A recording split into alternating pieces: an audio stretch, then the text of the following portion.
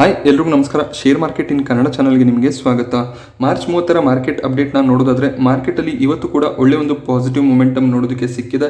ಸೆನ್ಸೆಕ್ಸ್ನಲ್ಲಿ 740 ಪಾಯಿಂಟ್ಗಳ ಅಪ್ಸೈಡ್ ಕಾಣಿಸ್ತಿದೆ. ಹಾಗೆ ನಿಫ್ಟಿ ಕೂಡ ಅಷ್ಟೇ 172 ಪಾಯಿಂಟ್ ಅಪ್ಸೈಡಲ್ಲಿ ಕ್ಲೋಸಿಂಗ್ ಅನ್ನು ಕೊಟ್ಟಿದೆ. ನಿಫ್ಟಿ ನಮಗೆ ಕ್ರೂಷಿಯಲ್ ರೆಸಿಸ್ಟೆನ್ಸ್ ಲೆವೆಲ್ 17,500 ಲೆವೆಲಲ್ಲಿ ಟ್ರೇಡ್ ಆಗ್ತಿದೆ. ನಿಫ್ಟಿ ಏನಾದರೂ 17,500ರ ಮೇಲೆ ಕ್ಲೋಸಿಂಗ್ ಅನ್ನು ಕೊಟ್ಟರೆ ಒಳ್ಳೆ ಪಾಸಿಟಿವ್ ಟ್ರೆಂಡ್ ನಮಗೆ ನಿಫ್ಟಿಯಲ್ಲಿ ನೋಡೋದಕ್ಕೆ ಸಿಗ್ಬೋದು.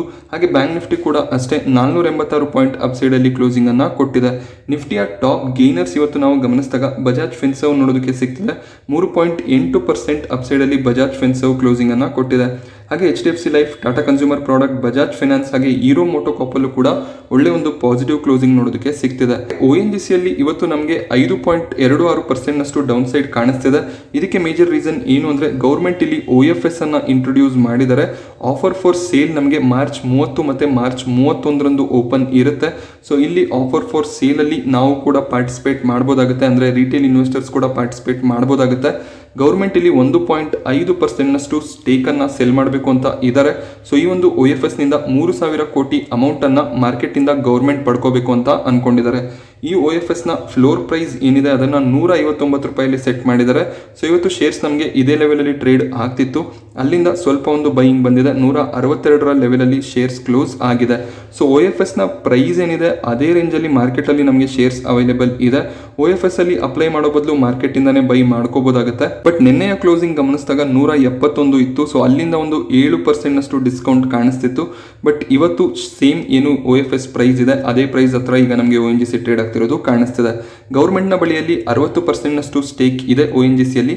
ONGCಯಲ್ಲಿ ಒಳ್ಳೆ ಒಂದು ಪಾಸಿಟಿವ್ ಮೊಮೆಂಟಮ್ ಬಂದಿತ್ತು. ಸೊ ಕ್ರೂಡ್ ಆಯಿಲ್ ಪ್ರೈಸಸ್ ಜಾಸ್ತಿ ಇದ್ದಿದ್ದ ಕಾರಣ ಸೊ ಇದೊಂದು ಒಳ್ಳೆ ಆಪರ್ಚುನಿಟಿ ಅಂತ ಗೌರ್ಮೆಂಟ್ ಇಲ್ಲಿ ತಮ್ಮ ಒಂದು ಶೇರ್ಗಳನ್ನ ಸೆಲ್ ಮಾಡ್ತಿದ್ದಾರೆ. ಏನಕ್ಕೆಂದ್ರೆ ರಷ್ಯಾ ಮತ್ತೆ ಉಕ್ರೇನ್ ನಡುವೆ ಶಾಂತಿ ಮಾತುಕತೆಗಳು ಕೂಡ ನಡೀತಿದೆ. ಸೊ ಅಲ್ಲಿ ನಮಗೆ ವಾರ್ ಸಿಚುವೇಶನ್ಸ್ ಏನಾದರೂ ಸರಿ ಹೋದ್ರೆ ಕ್ರೂಡ್ ಆಯಿಲ್ ಪ್ರೈಸಸ್ ಮತ್ತೆ ಬೀಳುವಂತ ಸಾಧ್ಯತೆ ಇರುತ್ತೆ. ಸೊ ಇಲ್ಲೊಂದು ಒಳ್ಳೆ ಆಪರ್ಚುನಿಟಿ ಗೌರ್ಮೆಂಟ್ಗೆ ಕಾಣಿಸ್ತಿರೋ ಕಾರಣ ಈ ಒಂದು OFS ಅನ್ನ ಇಂಟ್ರೊಡ್ಯೂಸ್ ಮಾಡಿದ್ದಾರೆ. ಈ ಒಂದು OFS ನಲ್ಲಿ 25% ಮಿನಿಮಮ್ ಆಫರ್ ಏನಿದೆ ಇದು ಮ್ಯೂಚುವಲ್ ಫಂಡ್ ಮತ್ತೆ ಇನ್ಶೂರೆನ್ಸ್ ಕಂಪನಿಗಳಿಗೆ ಆಗಿರುತ್ತೆ. ಹಾಗೆ 10% ರಿಟೇಲ್ ಇನ್ವೆಸ್ಟರ್ಸ್ ಗಳಿಗೆ ರಿಸರ್ವ್ ಆಗಿರುತ್ತೆ. OFS ಅಲ್ಲಿ ಭಾಗವಹಿಸೋ ಬದಲು ಡೈರೆಕ್ಟ್ ಆಗಿ ಮಾರ್ಕೆಟ್ ಇಂದಾನೆ ಬೈ ಮಾಡಬಹುದಾಗುತ್ತೆ, ಅಕಸ್ಮಾತ್ ONGC ಅಲ್ಲಿ ಇನ್ವೆಸ್ಟ್ ಮಾಡಬೇಕು ಅಂತ ಅನ್ಕೊಂಡಿದ್ರೆ. ಹಾಗೆ IPOಗಳ ವಿಚಾರಕ್ಕೆ ಬಂದಾಗ ಉಮಾ ಎಕ್ಸ್ಪೋರ್ಟ್ ಲಿಮಿಟೆಡ್ನ ಕೊನೆ ದಿನ ಆಗಿತ್ತು ಇವತ್ತು ಸಬ್ಸ್ಕ್ರಿಪ್ಷನ್ಗೆ. ಸೊ ಇಲ್ಲಿ QIBs ಆಲ್ಮೋಸ್ಟ್ 3 ಟೈಮ್ಸ್ ಅಂತ ಹೇಳ್ಬೋದು. NIIs ಕೂಡ ಅಷ್ಟೇ 2.2 ಟೈಮ್ ಸಬ್ಸ್ಕ್ರೈಬ್ ಆಗಿದ್ದಾರೆ. ರಿಟೇಲ್ ಇನ್ವೆಸ್ಟರ್ಸ್ 10 ಟೈಮ್ ಸಬ್ಸ್ಕ್ರೈಬ್ ಆಗಿದ್ದಾರೆ. ಸೊ ಟೋಟಲ್ ಆಗಿ ಇಶ್ಯೂ ನಮಗೆ 7.6 ಟೈಮ್ ಸಬ್ಸ್ಕ್ರೈಬ್ ಆಗ್ತಿರೋದು ಕಾಣಿಸ್ತಿದೆ. ಸೊ ಇದೊಂದು 60 ಕೋಟಿಯ IPO ಆಗಿತ್ತು, ಅಂದ್ರೆ ಇಶ್ಯೂ ಸೈಜ್ 60 ಕೋಟಿ ಆಗಿತ್ತು. ಇನ್ನೂ ಒಂದು ಹೆಚ್ಚಿನ ನಮಗೆ ಎಕ್ಸ್ಪೆಕ್ಟೇಷನ್ಸ್ ಇತ್ತು ಸಬ್ಸ್ಕ್ರಿಪ್ಷನ್ ಅಲ್ಲಿ, ಬಟ್ ಗ್ರೇ ಮಾರ್ಕೆಟ್ ಅಲ್ಲಿ ಅಷ್ಟೊಂದು ಪ್ರೀಮಿಯಂ ಕಾಣಿಸ್ತಿಲ್ಲ. ಆ ಒಂದು ಕಾರಣದಿಂದ ಸ್ವಲ್ಪ ಕಮ್ಮಿ ಸಬ್ಸ್ಕ್ರಿಪ್ಷನ್ ಕಾಣಿಸಿದೆ. ಬಟ್ ಕಂಪ್ಲೀಟ್ ಆಗಿ ಇಶ್ಯೂ ಸಬ್ಸ್ಕ್ರೈಬ್ ಆಗಿದೆ. ಏಪ್ರಿಲ್ 6ಕ್ಕೆ ಲಿಸ್ಟಿಂಗ್ ಇರುತ್ತೆ, ನೋಡಬೇಕಾಗುತ್ತೆ ಯಾವ ರೀತಿ ಒಂದು ಲಿಸ್ಟಿಂಗ್ ನಮಗೆ ನೋಡೋದಕ್ಕೆ ಸಿಗುತ್ತೆ ಅಂತ. ಹಾಗೆ ಇನ್ನೊಂದು IPO ವರಾಂಡಾ ಲರ್ನಿಂಗ್ ಸೊಲ್ಯೂಷನ್, ಇಲ್ಲಿ 2ನೇ ದಿನದ ಸಬ್ಸ್ಕ್ರಿಪ್ಷನ್ ಮುಗಿದಿದೆ. ಸೊ ಇಲ್ಲಿ QIB 0.2 ಟೈಮ್ ಅಷ್ಟೇ ಸಬ್ಸ್ಕ್ರೈಬ್ ಆಗಿದ್ದಾರೆ. NII ಕಂಪ್ಲೀಟ್ ಆಗಿ 1 ಟೈಮ್ ಸಬ್ಸ್ಕ್ರೈಬ್ ಆಗಿದ್ದಾರೆ. ರಿಟೇಲ್ ಸೆಗ್ಮೆಂಟ್ ಅಲ್ಲಿ 7 ಟೈಮ್ ಸಬ್ಸ್ಕ್ರಿಪ್ಷನ್ ನೋಡೋದಕ್ಕೆ ಸಿಗ್ತಿದೆ. ಸೊ ಟೋಟಲ್ ಆಗಿ ಇಲ್ಲಿ ಇಶ್ಯೂ ನಮಗೆ 1.3 ಟೈಮ್ ಸಬ್ಸ್ಕ್ರೈಬ್ ಆಗ್ತಿದೆ. ವರಾಂಡಾ ಲರ್ನಿಂಗ್ ಸೊಲ್ಯೂಷನ್ ಕೂಡ ಕಂಪ್ಲೀಟ್ ಆಗಿ ಸಬ್ಸ್ಕ್ರೈಬ್ ಆಗ್ತಿರೋದು ಕಾಣಿಸ್ತಿದೆ. ನಾಳೆ ಕೊನೆ ದಿನ ಆಗಿರುತ್ತೆ. ಇಲ್ಲೂ ಕೂಡ ಗ್ರೇ ಮಾರ್ಕೆಟ್ ಅಲ್ಲಿ ಯಾವುದೇ ರೀತಿ ಒಂದು ಪ್ರೀಮಿಯಂ ಕಾಣಿಸ್ತಿಲ್ಲ. ಕಂಪನಿ ಲಾಸ್ ನಲ್ಲಿ ಇದೆ, ಅದನ್ನ ಗಮನದಲ್ಲಿ ಇಟ್ಕೋಬೇಕಾಗುತ್ತೆ ನೀವೇನಾದ್ರೂ ಅಪ್ಲೈ ಮಾಡೋದಿದ್ರೆ. ಸೊ ನಾನು 2 IPOದಲ್ಲಿ ಅಪ್ಲೈ ಮಾಡ್ತಿಲ್ಲ, ವರಾಂಡಾ ಆಗಿರ್ಲಿ ಹಾಗೆ ಉಮಾದಲ್ಲೂ ಕೂಡ ನಾನು ಅಪ್ಲಿಕೇಶನ್ ಅನ್ನ ಹಾಕಿಲ್ಲ. 3ನೇ IPO ಅರಿಯೋಮ್ ಪೈಪ್ಸ್. ಸೊ ಇದರ ಬಗ್ಗೆ ಒಂದು ಡೀಟೇಲ್ ವಿಡಿಯೋನ ಆಲ್ರೆಡಿ ಮಾಡಿದ್ದೀನಿ. ಆ ವಿಡಿಯೋನ ನೋಡಿಲ್ಲ ಅಂದ್ರೆ ಐ ಬಟನ್ ಅಲ್ಲಿ ಲಿಂಕ್ ಅನ್ನ ಕೊಟ್ಟಿರ್ತೀನಿ. ಸೊ ಆ ವಿಡಿಯೋನ ನೋಡಬಹುದಾಗುತ್ತೆ. ಕಂಪನಿಯ ಕಂಪ್ಲೀಟ್ ಡೀಟೇಲ್ಸ್ ಅನ್ನ ಆ ವಿಡಿಯೋದಲ್ಲಿ ಪ್ರೊವೈಡ್ ಮಾಡಿದ್ದೀನಿ. ಸೊ ಮೊದಲನೇ ದಿನ ರಿಟೇಲ್ ಕಂಪ್ಲೀಟ್ ಆಗಿ ಸಬ್ಸ್ಕ್ರೈಬ್ ಆಗಿದ್ದಾರೆ. 1.88 ಟೈಮ್ ಸಬ್ಸ್ಕ್ರಿಪ್ಷನ್ ಕಾಣಿಸ್ತಿದೆ. NII ಮತ್ತೆ QIB ಯೂಶಲಿ ಫಸ್ಟ್ ಡೇ ಬರೋದಿಲ್ಲ.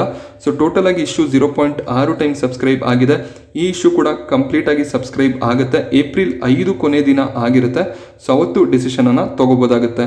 ಸೊ ಇಲ್ಲೂ ಕೂಡ ಗ್ರೇ ಮಾರ್ಕೆಟ್ ಅಲ್ಲಿ ಯಾವುದೇ ಒಂದು ಪ್ರೀಮಿಯಂ ನಮಗೆ ನೋಡೋದಕ್ಕೆ ಸಿಗ್ತಿಲ್ಲ, ಬಟ್ ಕಂಪನಿಯ ವ್ಯಾಲ್ಯೂಷನ್ಸ್ ತುಂಬಾನೇ ಚೆನ್ನಾಗಿದೆ. ಟಾಟಾ ಕಾಫಿ ಮತ್ತು ಟಾಟಾ ಕನ್ಸ್ಯೂಮರ್ ಅಲ್ಲಿ ಒಳ್ಳೆ ಒಂದು ಪಾಸಿಟಿವ್ ಮೊಮೆಂಟಮ್ ಕಾಣಿಸ್ತಿದೆ. ಟಾಟಾ ಕಾಫಿ ಬೆಳಗಿನ ಸೆಷನ್ ಅಲ್ಲಿ 13% ಅಪ್ಸೈಡ್ ಅಲ್ಲಿ ಟ್ರೇಡ್ ಆಗ್ತಿತ್ತು. ಇದಕ್ಕೆ ಮೇಜರ್ ರೀಸನ್ ಏನು ಅಂದ್ರೆ ಸೊ ಇಲ್ಲಿ ನಮಗೆ ಡಿಮರ್ಜರ್ ಹಾಗೆ ಮರ್ಜರ್ 2 ನ್ಯೂಸ್ ನೋಡೋದಕ್ಕೆ ಸಿಗ್ತಿದೆ. ಸೊ ಟಾಟಾ ಕಾಫಿನ ಪ್ಲಾಂಟೇಶನ್ ಬಿಸ್ನೆಸ್ ಏನಿದೆ ಅದನ್ನು ಅವರು ಟಾಟಾ ಕನ್ಸ್ಯೂಮರ್ಗೆ ಮೂವ್ ಮಾಡ್ತಿದ್ದಾರೆ. ಅಂದ್ರೆ ಟಾಟಾ ಕಾಫಿಯಿಂದ ಈ ಪ್ಲಾಂಟೇಶನ್ ಬಿಸ್ನೆಸ್ ಡಿಮರ್ಜ್ ಆಗುತ್ತೆ. ಡಿಮರ್ಜ್ ಆದಮೇಲೆ ಅದು ಟಾಟಾ ಕನ್ಸ್ಯೂಮರಲ್ಲಿ ಮರ್ಜ್ ಆಗುತ್ತೆ.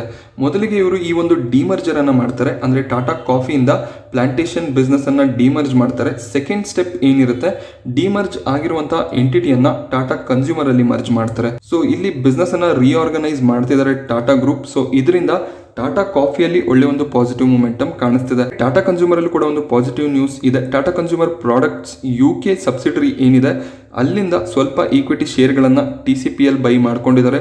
ಸೊ ಅದು ಕೂಡ ಶೇರ್ಸ್ಗೆ ಪಾಸಿಟಿವ್ ನ್ಯೂಸ್ ಆಗಿರುತ್ತೆ. ನಾವು ಗಮನಿಸಿದಾಗ ಟಾಟಾ ಕಾಫಿ 8% ಅಪ್ಸೈಡಲ್ಲಿ ಕ್ಲೋಸಿಂಗನ್ನು ಕೊಟ್ಟಿದೆ. ಹಾಗೆ ಟಾಟಾ ಕನ್ಸ್ಯೂಮರ್ ಪ್ರಾಡಕ್ಟ್ಸ್ ಕೂಡ ಅಷ್ಟೇ 3% ಅಪ್ಸೈಡಲ್ಲಿ ಕ್ಲೋಸಿಂಗನ್ನು ಕೊಟ್ಟಿದೆ. ಟಾಟಾ ಕನ್ಸ್ಯೂಮರ್ ಪ್ರಾಡಕ್ಟಲ್ಲಿ ಫಂಡ್ ರೈಸಿಂಗ್ನ ನ್ಯೂಸ್ ಕೂಡ ಇತ್ತು. ಸೊ ಅದು ಕೂಡ ಶೇರ್ಗೆ ಪಾಸಿಟಿವ್ ಆಗಿ ಕನ್ಸಿಡರ್ ಆಗುತ್ತೆ. ಫ್ಯೂಚರ್ ಎಂಟರ್ಪ್ರೈಸ್ ಲಿಮಿಟೆಡ್ ಅಲ್ಲಿ ಮತ್ತೆ ಒಂದು ಡಿಫಾಲ್ಟ್ ನಮಗೆ ನೋಡೋದಕ್ಕೆ ಸಿಗ್ತದೆ. 19.16 ಕೋಟಿ ಲೋನ್ ರೀಪೇಮೆಂಟ್ ಮಾಡಬೇಕಿತ್ತು. ಸೊ ಆ ಒಂದು ರೀಪೇಮೆಂಟನ್ನು ಇಲ್ಲಿ ಕಂಪನಿ ಮಾಡೋದಕ್ಕೆ ಫೇಲ್ ಆಗಿದ್ದಾರೆ.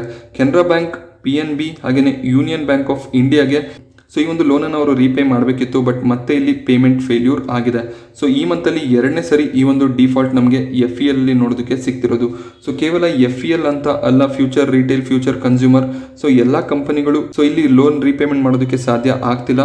ಸೊ ಆದಷ್ಟು ಬೇಗ ಅವರು ರಿಲಯನ್ಸ್ನ ಜೊತೆ ಏನು ಅವರ ಒಂದು ಡೀಲ್ ನಡೆದಿತ್ತು ಅದರ ಪ್ರಕಾರ ದುಡ್ಡನ್ನು ತಗೊಂಡು ಬ್ಯಾಂಕ್ಗಳಿಗೆ ರೀಪೇ ಮಾಡಬೇಕಾಗುತ್ತೆ. ಇಲ್ಲ ಇಲ್ಲಿ ಡಿಫಾಲ್ಟರ್ ಅನ್ನುವಂಥ ಒಂದು ಅಣೆಪಟ್ಟಿ ಫ್ಯೂಚರ್ ಗ್ರೂಪ್ನ ಕಂಪನಿಗಳಿಗೆ ತಾಗುವಂಥ ಸಾಧ್ಯತೆ ಇರುತ್ತೆ. ಹಾಗೆ ಹೀರೋ ಮೋಟೋಕಾರ್ಪಲ್ಲಿ ನಿನ್ನೆ ಏನು 1000 ಕೋಟಿಯ ಫ್ರಾಡ್ ನಡೆದಿದೆ ಅನ್ನುವಂಥ ನ್ಯೂಸ್ ಇತ್ತು. ಅದನ್ನು ಇಲ್ಲಿ ಮ್ಯಾನೇಜ್ಮೆಂಟ್ ಒಪ್ಕೊಂಡಿಲ್ಲ.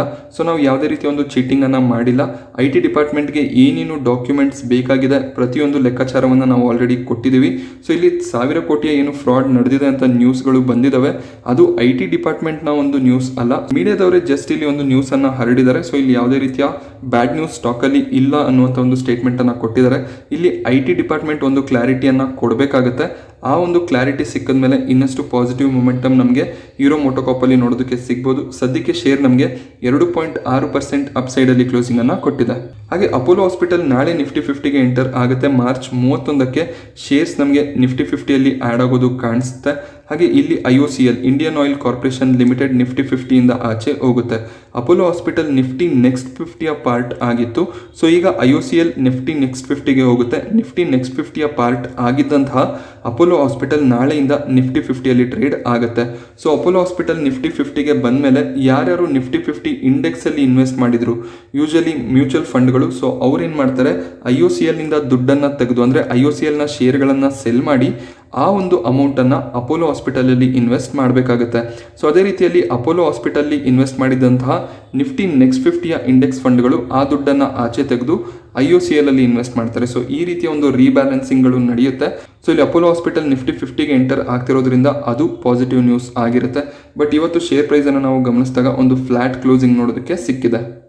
ಹಾಗೆ ಆಕ್ಸಿಸ್ ಬ್ಯಾಂಕ್ ಸಿಟಿ ಬ್ಯಾಂಕನ್ನು ಅಕ್ವೈರ್ ಮಾಡ್ಕೊಂಡಿದ್ದಾರೆ ಕಂಪ್ಲೀಟ್ ಆಗಿ $1.6 ಬಿಲಿಯನ್ ಕೊಟ್ಟು. $1.6 ಬಿಲಿಯನ್ ಅಂತ ನಾವು ಕನ್ಸಿಡರ್ ಮಾಡಿದಾಗ ಇದು ಆಲ್ಮೋಸ್ಟ್ 13,000 ಕೋಟಿ ಅಮೌಂಟ್ ಆಗುತ್ತೆ. ಸೊ ಇಷ್ಟು ದುಡ್ಡನ್ನು ಕೊಟ್ಟು ಕಂಪ್ಲೀಟ್ ಆಗಿ ಇಲ್ಲಿ ಸಿಟಿ ಬ್ಯಾಂಕನ್ನು ಆಕ್ಸಿಸ್ ಬ್ಯಾಂಕ್ ಅಕ್ವೈರ್ ಮಾಡ್ಕೋತಿದ್ದಾರೆ. ಈ ಒಂದು ಅಕ್ವಿಸಿಷನ್ನಿಂದ ಏನಾಗುತ್ತೆ ಅಂದರೆ, ಸೊ ಸಿಟಿ ಬ್ಯಾಂಕ್ನ ಟೋಟಲ್ ಕನ್ಸ್ಯೂಮರ್ ಬ್ಯಾಂಕಿಂಗ್ ಬಿಸ್ನೆಸ್ ಏನಿದೆ, ಸೊ ಅದು ಅದರೊಟ್ಟಿಗೆ ಕ್ರೆಡಿಟ್ ಕಾರ್ಡ್ಗಳು, ರಿಟೇಲ್ ಬ್ಯಾಂಕಿಂಗ್, ವೆಲ್ತ್ ಮ್ಯಾನೇಜ್ಮೆಂಟ್ ಹಾಗೆ ಲೋನ್ಗಳನ್ನು ಏನೇನು ಸಿಟಿ ಬ್ಯಾಂಕ್ ಪ್ರೊವೈಡ್ ಮಾಡಿದ್ದಾರೆ, ಸೊ ಎಲ್ಲ ಈಗ ಆಕ್ಸಿಸ್ ಬ್ಯಾಂಕ್ಗೆ ಆಗುತ್ತೆ. ಸಿಟಿ ಬ್ಯಾಂಕ್ ಮುಂದೆ ಆಕ್ಸಿಸ್ ಬ್ಯಾಂಕ್ ಆಗಿ ರೀನೇಮ್ ಆಗುತ್ತೆ. ಸೊ ಈ ರೀತಿ ಕಂಪ್ಲೀಟ್ ಆಗಿ ಸಿಟಿ ಬ್ಯಾಂಕನ್ನು ಆಕ್ಸಿಸ್ ಬ್ಯಾಂಕ್ ಅಕ್ವೈರ್ ಮಾಡಿದ್ದಾರೆ. ಅಷ್ಟೇ ಅಲ್ಲದೆ ಸಿಟಿ ಬ್ಯಾಂಕ್ನ 3,600 ಎಂಪ್ಲಾಯೀಸ್ ಯಾರಿದ್ದಾರೆ, ಸೊ ಅವರು ಇನ್ನು ಮುಂದೆ ಆಕ್ಸಿಸ್ ಬ್ಯಾಂಕ್ನ ಎಂಪ್ಲಾಯೀಸ್ ಆಗ್ತಾರೆ. ಸೊ ಇದರಿಂದ ಎಂಪ್ಲಾಯೀಸ್ಗೂ ಯಾವುದೇ ಒಂದು ಮೋಸ ಆಗದೆ ಅವರ ಒಂದು ಜಾಬನ್ನು ಕೂಡ ಇಲ್ಲಿ ಸಿಟಿ ಬ್ಯಾಂಕ್ ಸೆಕ್ಯೂರ್ ಮಾಡಿದ್ದಾರೆ. ಇಲ್ಲಿ ಕೇವಲ ಆಕ್ಸಿಸ್ ಬ್ಯಾಂಕ್ ಅಷ್ಟೇ ಅಲ್ಲದೆ ಕೋಟಕ್ ಬ್ಯಾಂಕ್ ಕೂಡ ಒಂದು ಬಿಡ್ಡನ್ನು ಸಲ್ಲಿಸಿದ್ರು. ಅದೇ ರೀತಿ ಬೇರೆ ಬೇರೆ ಬ್ಯಾಂಕ್ಗಳು ಕೂಡ ಒಂದು ಬಿಡ್ಡನ್ನು ಸಲ್ಲಿಸಿದ್ರು. ಬಟ್ ಆಕ್ಸಿಸ್ ಬ್ಯಾಂಕ್ ಅತಿ ಹೆಚ್ಚಿನ ಒಂದು ಬಿಡ್ಡನ್ನು ಸಲ್ಲಿಸಿದ್ದಾರೆ. ಸೊ ಆ ಒಂದು ಕಾರಣದಿಂದ ಸಿಟಿ ಬ್ಯಾಂಕ್ನ ಬಿಸ್ನೆಸ್ಗಳು ಏನಿದಾವೆ ಅದು ಆಕ್ಸಿಸ್ ಬ್ಯಾಂಕ್ಗೆ ಸಿಗುತ್ತೆ. ಸೊ ಆಕ್ಸಿಸ್ ಬ್ಯಾಂಕ್ ಈ ಒಂದು ಬಿಸ್ನೆಸ್ಸನ್ನು ಮುಂದೆ ನಡೆಸ್ಕೊಂಡು ಹೋಗ್ತಾರೆ. ಈ ಎಲ್ಲ ಒಂದು ಟ್ರಾನ್ಸಾಕ್ಷನ್ಗಳು ನಡೆಯೋದಕ್ಕೆ ಸ್ವಲ್ಪ ಒಂದು ಸಮಯ ಆಗುತ್ತೆ.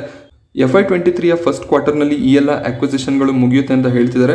ಸೊ 2022ರ ಜೂನಲ್ಲಿ ನಮಗೆ ಈ ಎಲ್ಲ ಒಂದು ಟ್ರಾನ್ಸಾಕ್ಷನ್ಗಳು ಮುಗಿಯುವಂಥ ಸಾಧ್ಯತೆ ಇರುತ್ತೆ. ಆಕ್ಸಿಸ್ ಬ್ಯಾಂಕ್ ಇವತ್ತು ನಾವು ಗಮನಿಸಿದಾಗ 2.26% ಅಪ್ಸೈಡಲ್ಲಿ ಕ್ಲೋಸಿಂಗನ್ನು ಕೊಟ್ಟಿದೆ.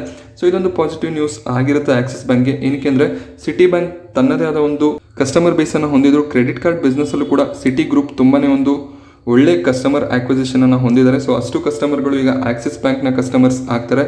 ಲೋನಲ್ಲೂ ಕೂಡ ಅಷ್ಟೇ ಸಿಟಿ ಬ್ಯಾಂಕ್ ಒಳ್ಳೆ ಒಂದು ಲೋನ್ ಡಿಸ್ಟ್ರಿಬ್ಯೂಷನನ್ನು ಮಾಡಿರ್ತಾರೆ. ಸೊ ಆ ಲೋನ್ ರೀಪೇಮೆಂಟ್ಗಳು ಹಾಗೆ ಅದರ ಇಂಟ್ರೆಸ್ಟ್ ಏನಿದೆ ಅದು ಕೂಡ ಆಕ್ಸಿಸ್ ಬ್ಯಾಂಕ್ಗೆ ಸಿಗೋದು ಕಾಣಿಸುತ್ತೆ. ಸೊ ಇವತ್ತು ನಾನು ನಿಮಗೆ ಶೇರ್ ಮಾರ್ಕೆಟ್ ಬಗ್ಗೆ ಕೊಟ್ಟಂಥ ಇನ್ಫಾರ್ಮೇಷನ್ ಇಷ್ಟ ಆದರೆ ವಿಡಿಯೋನ ಲೈಕ್ ಮಾಡಿ, ಹಾಗೆ ಶೇರ್ ಮಾರ್ಕೆಟ್ ರಿಲೇಟೆಡ್ ರೆಗ್ಯುಲರ್ ಇನ್ಫಾರ್ಮೇಷನ್ಗೋಸ್ಕರ ಚಾನಲ್ನ ಸಬ್ಸ್ಕ್ರೈಬ್ ಮಾಡೋದು ಮರಿಬೇಡಿ. Thank you friends.